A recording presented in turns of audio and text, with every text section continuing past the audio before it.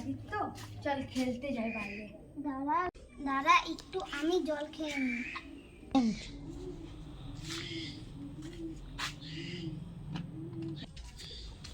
কি রে, তুই দাঁড়িয়ে জল খাচ্ছিস কেন? তুই জানিস না দাঁড়িয়ে জল খেতে হয় না? দিদি, দাঁড়িয়ে জল খেলে কি হয়?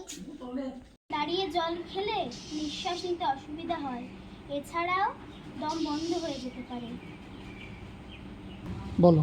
আর এই প্লাস্টিকের বোতলে জল খেলে মাইক্রোপ্লাস্টিক গলে আমাদের পেটের মধ্যে চলে যায়। এর থেকে পেটে নানান সমস্যা দেখা দিতে পারে, ক্যান্সারও ধরা দিতে পারে।